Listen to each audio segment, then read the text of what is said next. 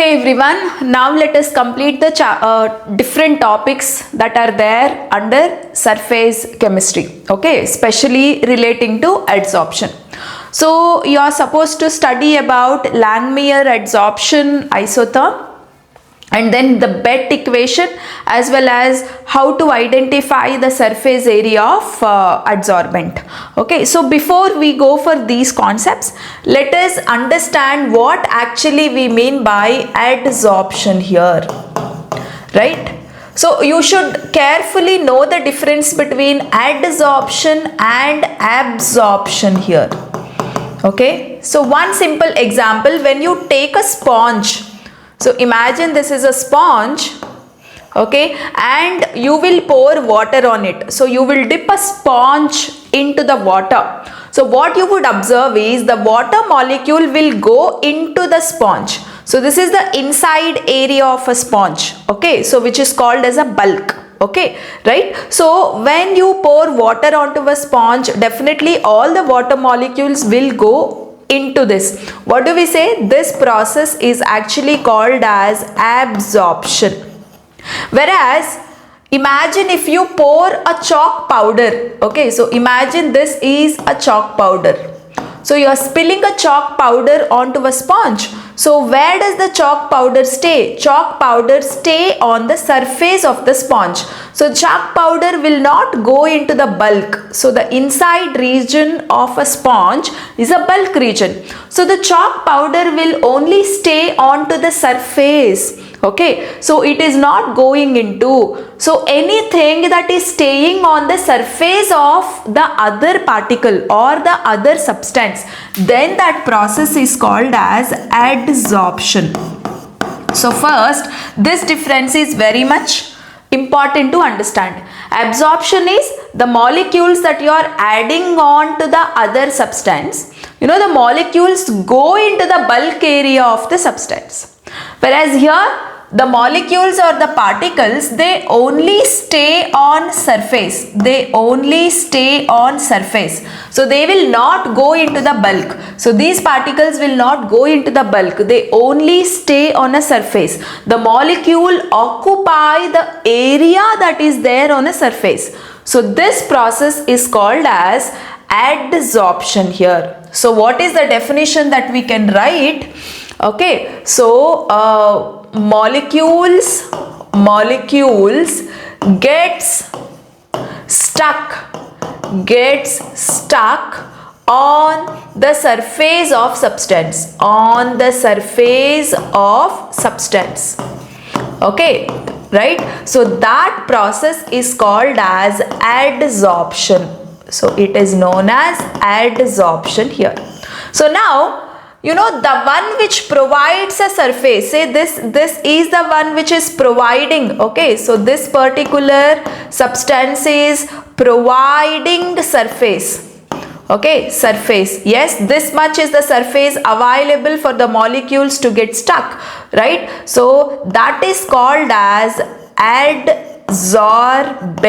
The one which is providing surface is called, what is adsorbent? The one which gives surface, which actually gives surface, which is providing surface for the adsorption to take place. So that is called as adsorbent. Whereas any particle that is staying on the surface, right, so that is coming and staying on the surface is called as adsorbate. This is very, very important to understand. So adsorbate is the one that is staying or stucking onto a surface. Adsorbent is the one which is providing a surface. Okay, so now adsorbate can be gas or liquid or solid. Okay, adsorbate can exist in any physical state, whereas adsorbent is always a liquid or a solid. Okay, so surface, the surface is available only if it is a liquid particle or if it is a solid particle. You know, the solids have got more surface area, isn't it? So the adsorbent is always a kind of solid or liquid, whereas adsorbate can be anything. Some gas can behave as adsorbate, liquid can behave as adsorbate, and any solid can behave as adsorbate here. Okay, and if you want me to give some examples of adsorbent, okay, so the one which can provide surface, I'm giving some solids as an example charcoal. So charcoal is the best example. It is a solid which has got very high surface area. And silica gel is another example of adsorbent. Okay, so they are the best adsorbents, we say, because they have more surface area. They have got more surface that is available for the adsorption to take place. Right, so these are some basics of adsorption. You should know the meaning of adsorbate and adsorbent. Fine. So after this, let us understand there are two types of adsorption. Okay, so one is a physical adsorption, and the other one is chemical adsorption.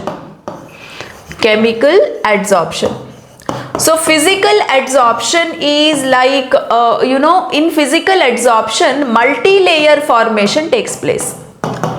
Multi-layer adsorption. That means you have, this is adsorbent.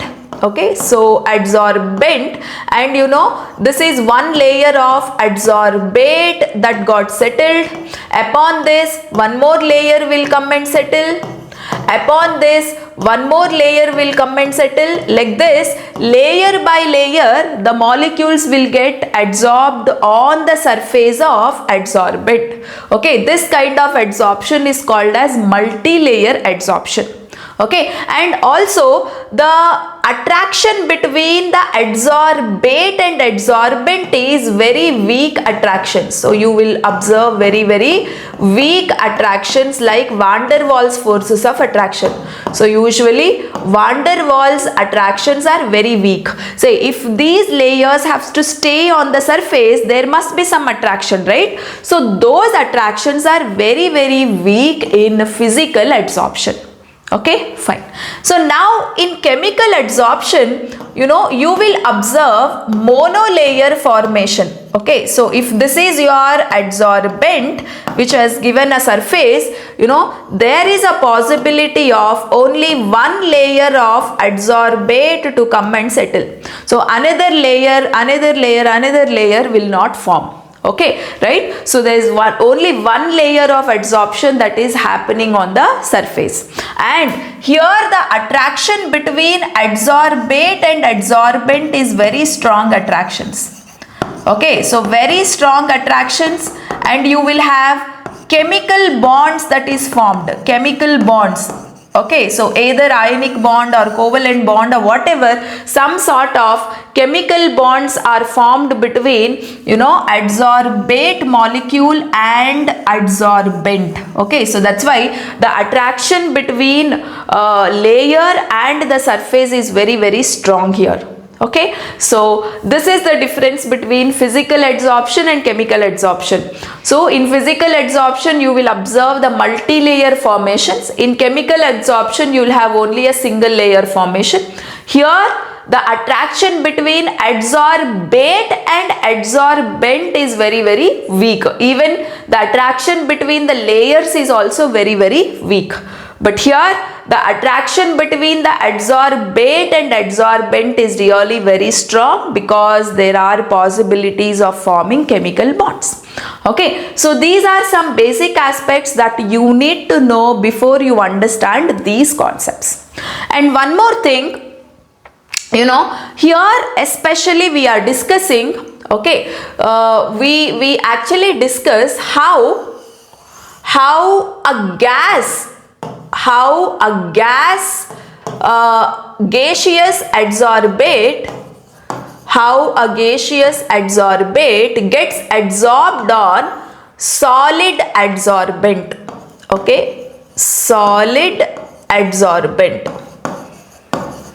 Okay, so we actually discuss the adsorption of, we are discussing the concept adsorption of gas on solid. Gas on solid. Okay, so it means you have some solid, it has got very nice surface. So all this is the surface, outside surface, that is available for the adsorption of gas. So now the gas molecules should come and stick onto the surface. Okay, so these molecules are gases. Okay, so these molecules are gases, but the one which is providing surface is a solid. So such kind of adsorption we are discussing.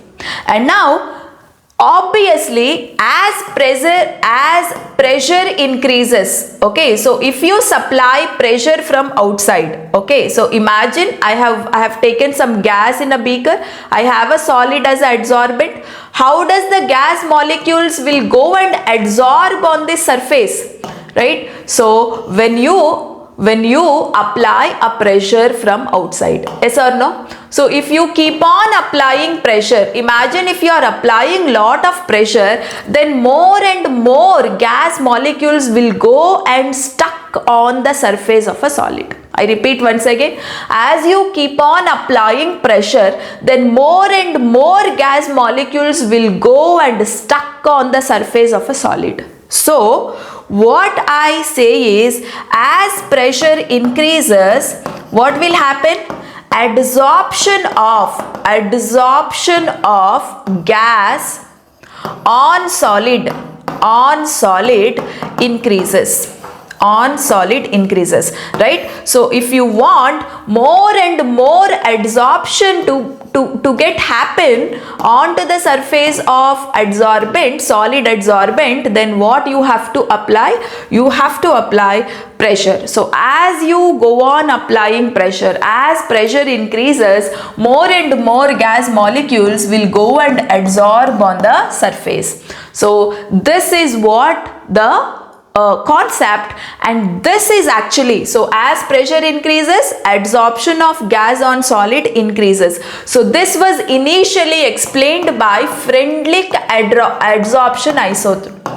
Freundlich adsorption isotherm, whereas this we are not discussing now, this is already over in your previous semesters. So Freundlich explained that only, how if you increase pressure, the adsorption of gas increased on a solid. Along with Freundlich, there is another person, okay, so Langmuir. Okay, so Langmuir also explained how adsorption of gas is happening on a solid. So here we are going to discuss Langmuir adsorption isotherm. Langmuir adsorption isotherm. Okay, so now let us discuss what is this Langmuir adsorption isotherm here. Erwin Langmuir introduced this theory in 1916. Okay, so after Freundlich, actually Freundlich adsorption isotherm has got a limitation. To rectify that limitation, this Langmuir has come up with his own theory actually, and it is based on the theoretical aspects only. It is primarily applicable to chemisorption or monolayer physisorption.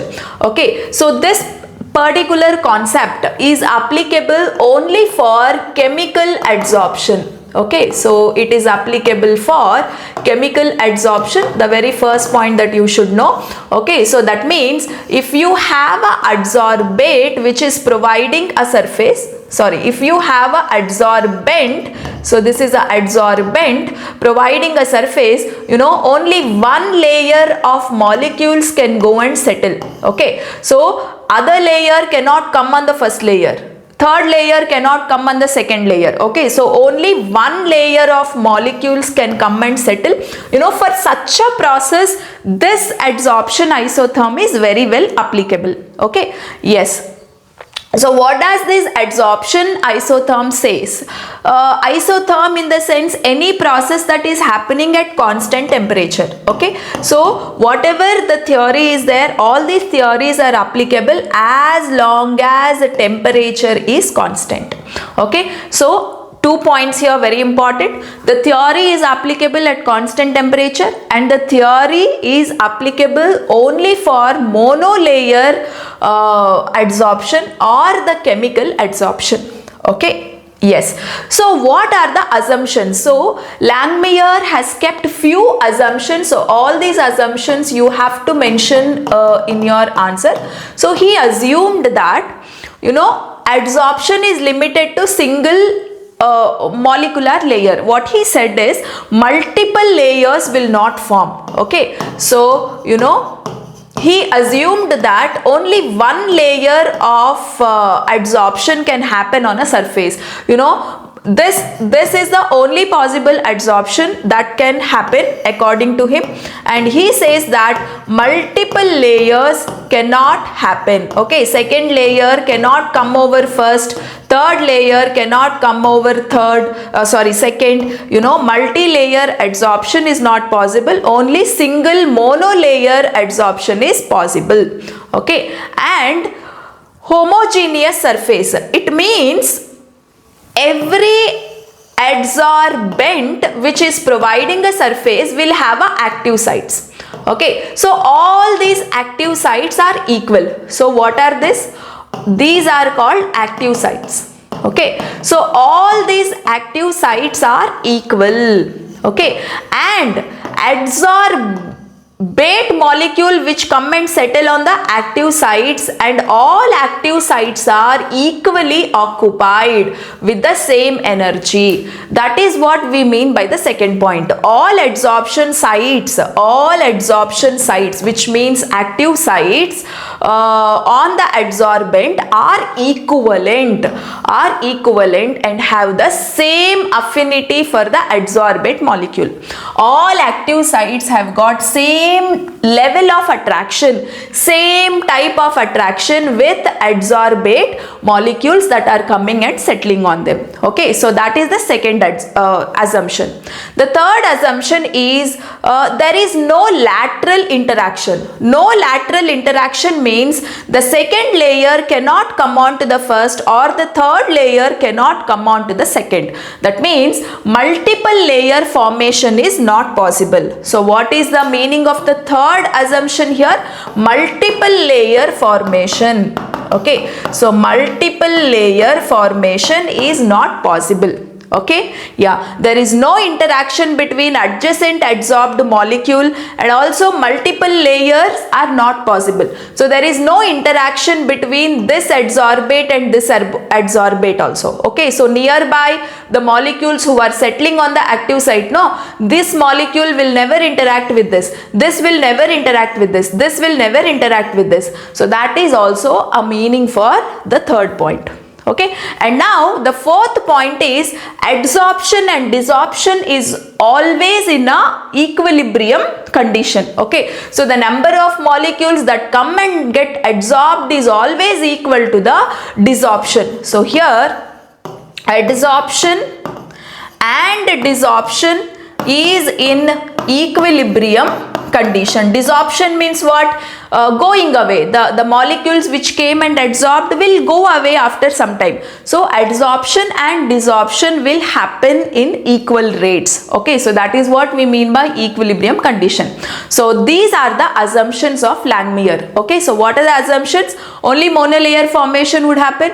Next one, there is no interaction between the different adsorbed molecules. And then all active sites are equal, they have equal energy, they have equal level of interaction with the molecules that are coming and settling, and there is a equilibrium condition existed between the rate of adsorption and the rate of desorption. Okay, so this is a Langmuir assumptions, and Langmuir has given a formula, okay, to give the extent of adsorption. Okay, so this is the formula of Langmuir actually. Theta is equal to Kp divided by 1 plus Kp here. Okay, so what is this theta? Is the fraction of molecules that gets adsorbed. So these are the fraction of molecules that gets adsorbed. Okay, and K is equilibrium constant. K is what? Equilibrium constant. and P is what? Pressure that you apply. So I told you, no, as you apply pressure, more and more gas molecule will go and adsorb. So if more pressure is there, more and more theta, I mean more and more particles that can go and adsorb. Okay, so this is the formula. This formula can also be written as, instead of theta, fraction of molecules can also be written as x by m, where x is equal to mass of adsorbate and m is mass of adsorbent.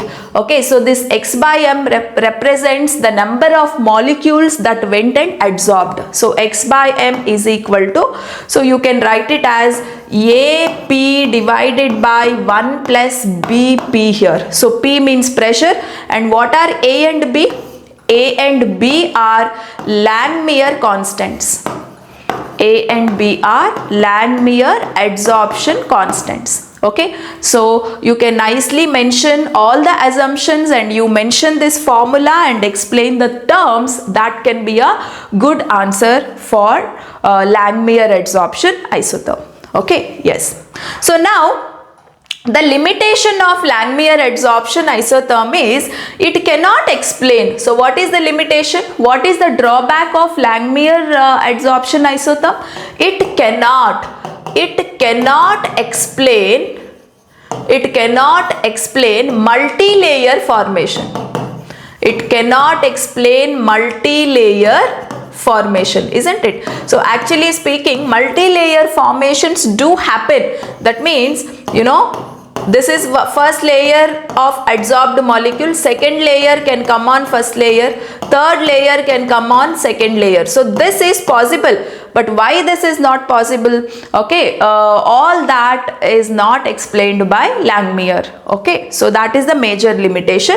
To rectify this, okay, the extension, the Langmuir adsorption isotherm was studied by 3 scientists collectively, okay, and they gave an equation, okay, which can explain the multi-layer adsorption, which is called as a BET equation.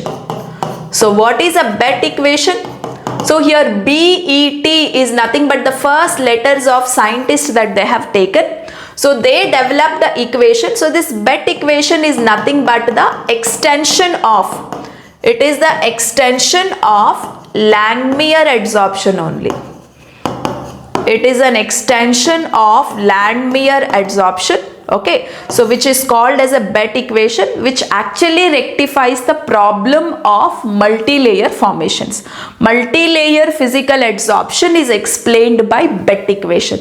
Okay, so here is your BET equation. You know, the concept of multi-layer adsorption is what explained by the BET equation. Okay, so who are BET in the sense B for Brunner, E for Emmett and T for Teller. Okay, so the first names of scientists are taken and it is called as a BET equation.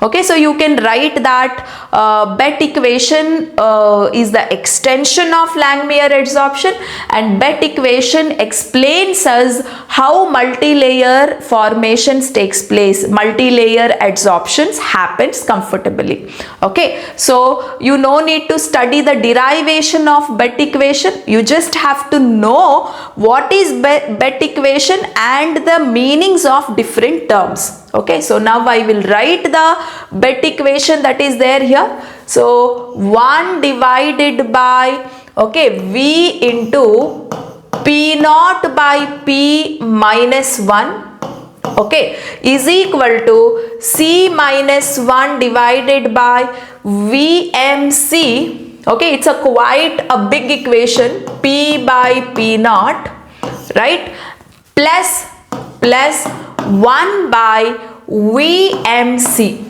1 by VMC. So you have to memorize this equation for exam purpose.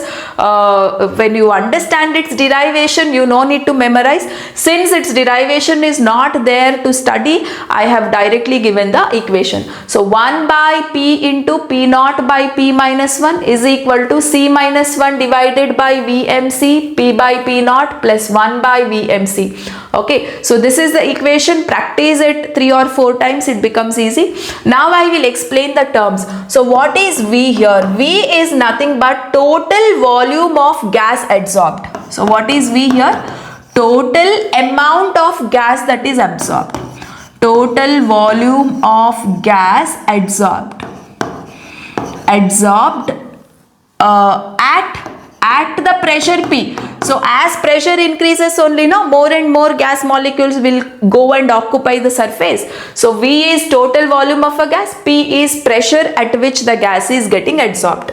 So P is pressure. So P is what? Equilibrium pressure. And what is P naught here? P naught is saturation pressure. P naught is called as saturation pressure. That means the ultimate pressure.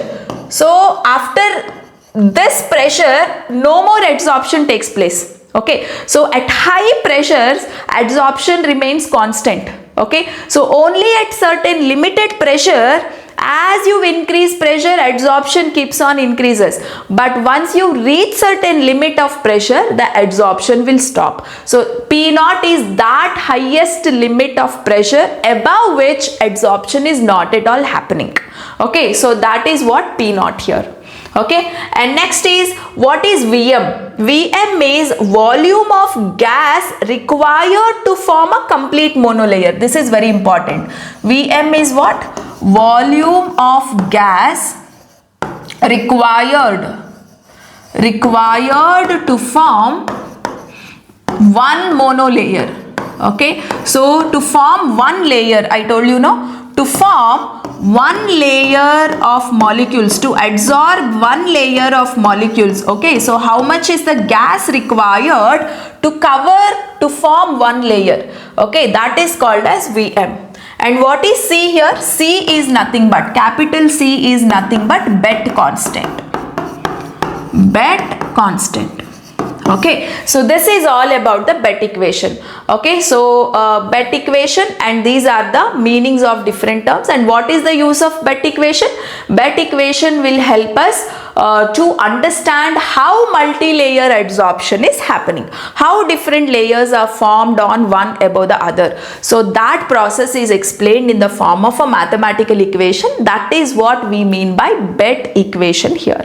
Okay. Yes. So now let us go to the third concept. So what is the third concept that is there in your syllabus? Determination of surface area of adsorbent. Okay. So we all know adsorbent is the substance that is providing a surface. Yes, it is providing a surface to come and get adsorbed, isn't it? So how much is the area? Yes, it's very important to know the area of this surface, because more the surface area, more is the adsorption happens. Say if the molecule is very small, it has got only this much surface area, only few molecules can come and adsorb, isn't it? So it has got very less surface, very few molecules came and adsorbed. But see, the molecule is so big, it has got so much surface, so many molecules can come and get adsorbed, isn't it? So more the surface area, more is the molecules that can come and adsorb. So more the surface area, very important point, more the surface area, more is the adsorption. More is the adsorption, guys. Okay, so it is very important to know how much is the surface area provided by a particular adsorbent, isn't it? So it's very important to understand how much is the surface area that is available for a particular adsorbent for the adsorption to take place. So here is one method of identifying the amount of surface area available. How? With the help of bet equation, we can also determine the surface area of adsorbent. Bet equation does not only explain multi-layer adsorption, it will also help us to determine surface area of adsorbent. Very, very important. And identifying or determining surface area can happen in different steps. Okay, so here I will explain you different steps. First, you have to plot a graph with the bet equation. So what is a bet equation? Yes, let me show you the bet equation. This is your bet equation, right? Okay, so now if you observe this equation, it is there in the form of an equation y is equal to mx plus c, isn't it? Yes. So this is a equation of straight line. This is a equation of straight line. Yes or no? So your bet equation is there in the form of y is equal to mx plus c. So y is equal to mx plus c. When you plot a graph, you get a straight line. Okay, so where what is y? Y is nothing but, your y is nothing but this one, 1 divided by v into p naught by p minus 1. This is y. What is x here? P by P naught. Okay, so when you plot a graph of, okay, so in the next page I will plot a graph. So I will plot a graph of y versus x here. So what is y? Y is nothing but 1 divided by v into right, p naught by p minus 1. So this is y. What is x here? X is nothing but p by p naught. Yes. So when you plot y versus x, so you will get a straight line with some intercept. So what is acting as an intercept here? Yes, 1 by vm into c is acting as an intercept. So what is the value of intercept? 1 by vmc is the intercept. Now when you find a slope, okay, so what is the value of slope you will have here? So this makes up a slope. Yes, c minus 1. So this is your m value. M is what? Slope. C minus 1 divided by vmc, right? What is your slope? C minus 1 divided by vmc. Isn't it? So what is the step number 1? You are plotting a graph of y versus x. What is y? Y is this term. What is x? X is this term. So when you take the values of this term versus this term and plot a graph, you get a straight line. And 1 by vmc is the value of intercept, and the slope, when you identify, the slope value is nothing but c minus 1 divided by vmc. Okay, so now actually what you have to do is you need to identify the value of Vm. So how do you get value of Vm? What is step number 1? Step number 1 is plotting a graph. Okay, so plot a graph on bet equation. Plot a graph on bet equation is the step number 1. So what is the step number 2? Step number 2 is identify the value of Vm. So how do you identify the value of Vm? You will take the slope value plus the intercept value. You are taking slope value and intercept value. What is slope here? So what is slope here? C minus 1 divided by VMC. Right?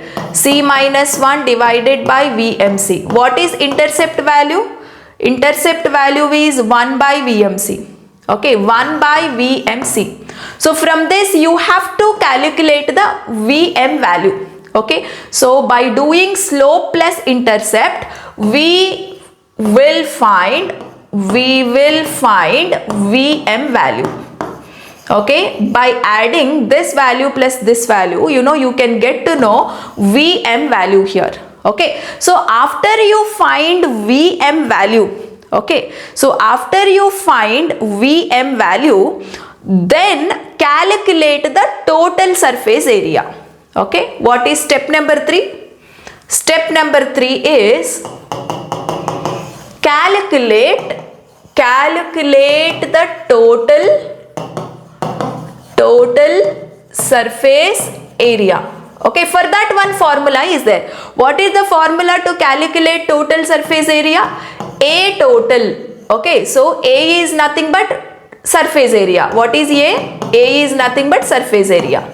Okay, so to calculate total surface area, what is the formula? Vm.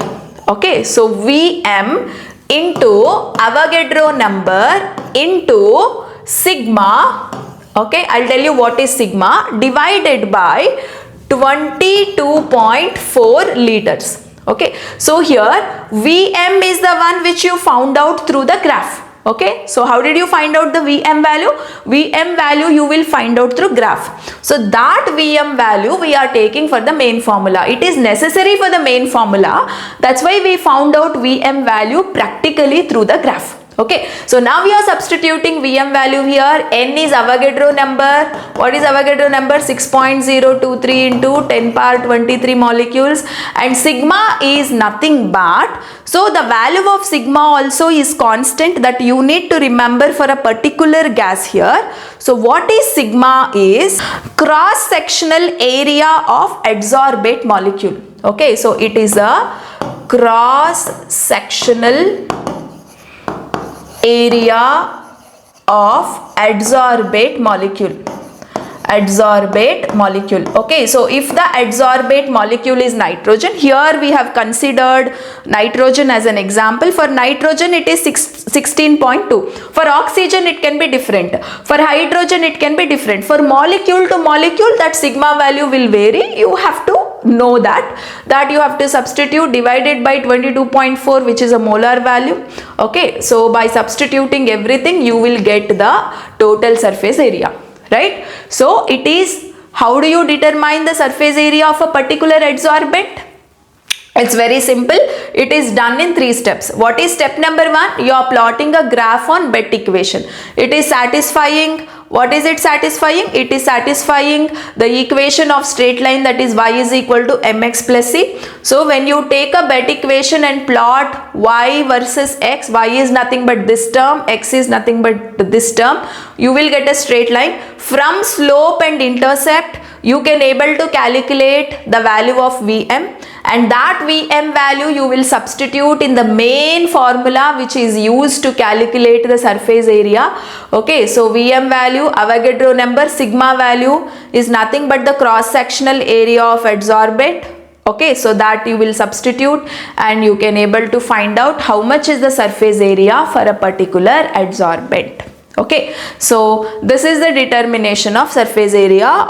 Everything I have explained it here step by step. Okay, so you can use this information whatever I gave you, okay, as a part of explanation to write for your examination. Okay, so that is all about the 3 concepts that are there for exams relating to adsorption. Langmuir adsorption isotherm, Bett equation, no derivation, and third concept is determining the surface area of adsorbent. Okay, so thank you so much.